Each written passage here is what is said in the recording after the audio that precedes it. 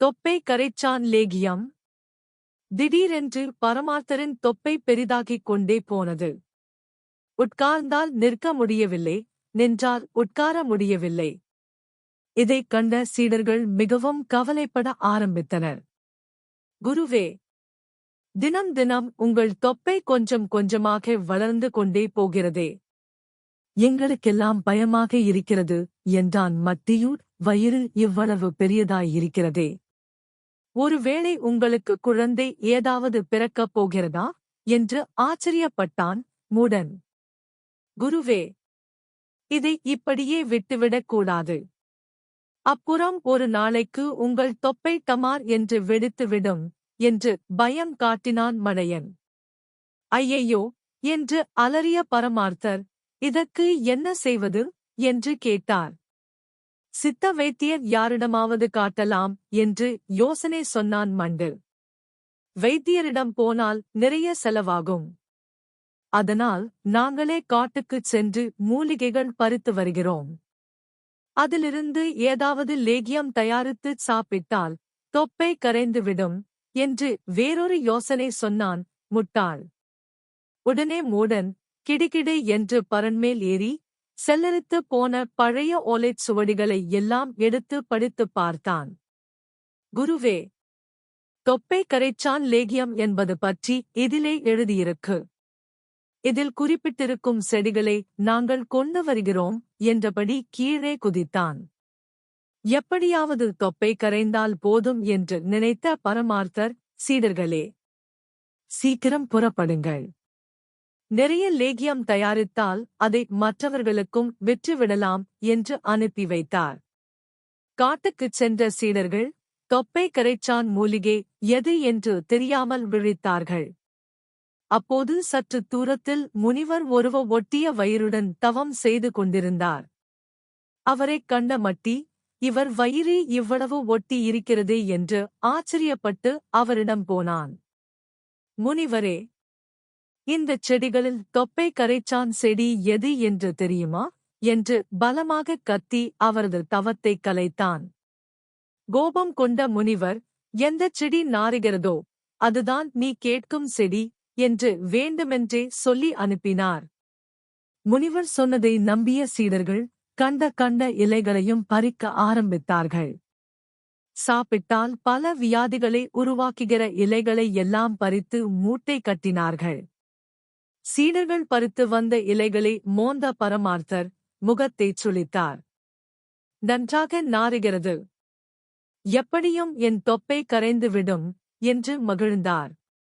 அதன் பிறகு, சீக்கிரம் ஆகட்டும், எல்லாவற்றையும் கலந்து அரைத்து வாருங்கள் என்று கட்டளையிட்டார். முட்டாளும் மூடனும் இலைகளை துண்டு துண்டாக கிள்ளிப் போட்டனர். மட்டியும் மடையனும் கல்லில் வைத்து அரைக்க ஆரம்பித்தனர். அப்போது இலையில் இருந்து நாற்றம் வரவே ஒருவர் மூக்கை இன்னொருவர் பிடித்துக் கொண்டு இன்னொரு கையால் அரைத்தனர். எல்லாவற்றையும் வழித்து சட்டியில் போட்டனர். அதை அடுப்பில் வைத்து காய்ச்சினான். அதன் பிறகு சீடர்கள் அனைவரும் லேகியத்தை உருண்டை பிடித்து எடுத்துக்கொண்டு குருவிடம் போனார்கள். எங்கள் அருமை குருவே, இதோ தொப்பை கரைச்சான் லேகியம் தயார். உடனே இதைச் சாப்பிடுங்கள் என்று பரமார்த்தரை வேண்டினார்கள். பார்ப்பதற்கு கொழ என்றும் கண்ணங்கரேல் என்றும் இருந்த லேகியத்தைக் கண்டதுமே பரமார்த்தரின் முகம் பல கோணலாக மாறியது. முட்டரிடமிருந்து ஓர் உருண்டையை வாங்கி மூக்கருகே கொண்டு போனார். அதிலிருந்து வந்த நாற்றம் அவர் வயிற்றைக் கலக்கியது. குருவே, யோசிக்காதீர்கள். நீங்கள் உயிர் வாழ வேண்டுமானால் உங்கள் தொப்பை கரைய வேண்டும். உங்கள் தொப்பை கரைய வேண்டுமானால் இதைச் சாப்பிட்டுத்தான் ஆகஸ்ட் வேண்டும். வேறு வழியில்லை என்று கூறினான் மட்டி. பரமார்த்தரும் வேறு வழியின்றி 2 உருண்டைகள் விழுங்கினார்.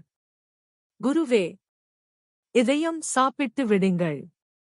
அப்போதுதான் தொப்பை சீக்கிரம் கரையும் என்றபடி இன்னும் சில உருண்டைகளை அவர் வாயில் கட்டாயமாகத் திணித்தனர் முட்டாளும் மூடனும். பரமார்த்தர் தம் தொப்பையை கரைப்பதற்காக ஏதோ ஒரு லேகியம் சாப்பிடுவதாக கேள்விப்பட்ட ஊர் மக்களில் சிலர் தாங்களும் அந்த லேகியத்தைச் சாப்பிட ஆசைப்பட்டனர். அந்த நாட்டு அரசனுக்கும் பெரிய தொப்பை இருந்ததால் அவனும் பரமார்த்தர் தயாரித்த லேகியத்தை வாங்கிச் சாப்பிட்டு விட்டான். நேரம் செல்லச் செல்ல எல்லோருக்கும் வயிற்றைக் கலக்கியது. ஐயோ, என் தொப்பை வலிக்கிறதே என்று பரமார்த்தரும் மற்ற தொப்பைக்காரர்களும் அலற ஆரம்பித்தனர்.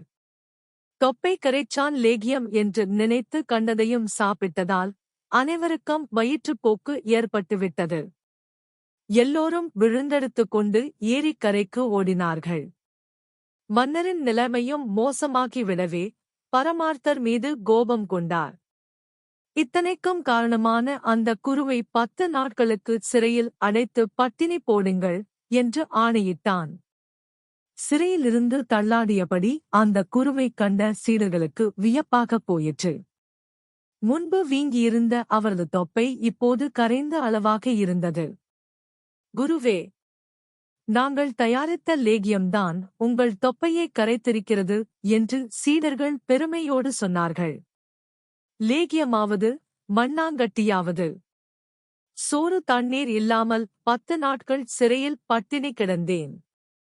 அதுதான் இப்படி ஆகிவிட்டேன் என்றபடி பசிக்களைப்பால் சுருண்டு விழுந்தார் பரமார்த்தர்.